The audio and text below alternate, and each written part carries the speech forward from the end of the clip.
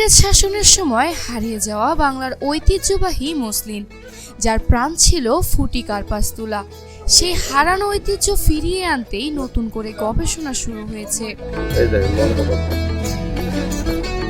এক সময় বিশ্বজুড়ে পরিচিত ছিল মসলিন কাপড়।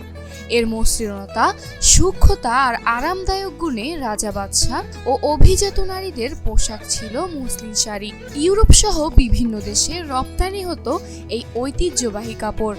কিন্তু ইংরেজ শাসনের সময় নিজেদের শিল্পকে প্রাধান্য দিতে গিয়ে উপেক্ষিত হয় বাংলার মসলিন।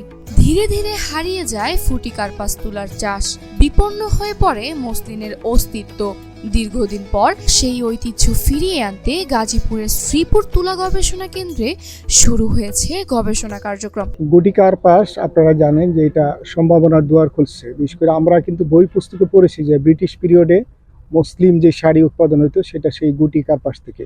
আর এই কার্পাস তুলার কিন্তু এটা জিন, যেটাকে আমরা বলি জেনেটিক্যালি, এটা আমাদের যে কাপাসিয়া, সেই গুটি কার্পাস থেকে কিন্তু কাপাসিয়ার নাম। আর সেটা আবারও কিন্তু এই তুলা উন্নয়ন বোর্ডে শ্রীপুর উপজেলায় কিন্তু এটার গবেষণা হচ্ছে, এখন সারা দেশে ছড়িয়ে পড়ছে।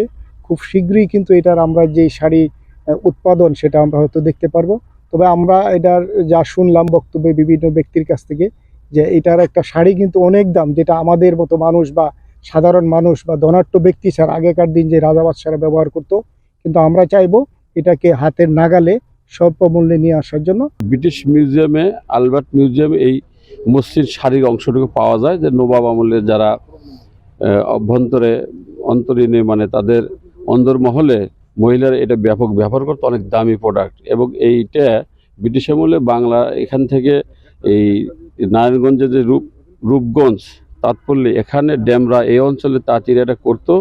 এবং এদের এগুলো অনেক ইতিহাসে পাওয়া যায় যে তারা এগুলো রপ্তানি করতো। বিভিন্ন ব্যবসায়ীরা এই বাংলা থেকে তারা ইউরোপের বিভিন্ন দেশে এই শাড়িটার বা এই কাপড়টার ব্যাপক কদর ছিল।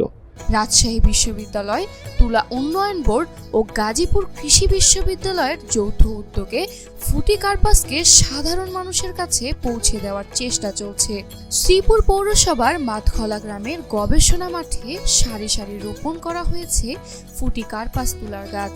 প্রায় সব গাছে এসেছে ফুল ও ফল। গাছের উচ্চতা 13 থেকে 14 ফুট পর্যন্ত। তুলা গবেষণা উন্নয়ন বোর্ডের নির্বাহী পরিচালক রেজাউল আমিন জানান, মসলিন কাপড়ের সূক্ষ্মতা ও আরামদায়ক বৈশিষ্ট্যই একে বিশ্ববিখ্যাত করেছিল। ইংরেজ শাসনের সময় অবহেলার কারণেই হারিয়ে যায় এই ঐতিহ্য।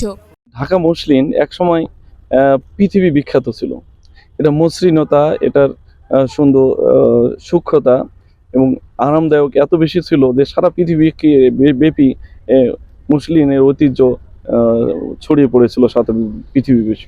কিন্তু যখন ইংরেজ শাসনের সময় এটা তাদের দ্বারা এটা বিলুপ্ত হয়ে যায়, তাদের নিজস্ব প্রোডাক্টকে প্রমোট করতে যেয়ে। এখানে তখন যে শাড়িটা তৈরি হতো, অত্যন্ত রাজা বাদশারা বা তাদের কন্যারা বা তাদের স্ত্রীরা পরতো। এখন আমরা এটা এই কাপাসিয়া এরিয়া থেকে প্রথম আমরা এটা ফাইন্ড আউট করেছি।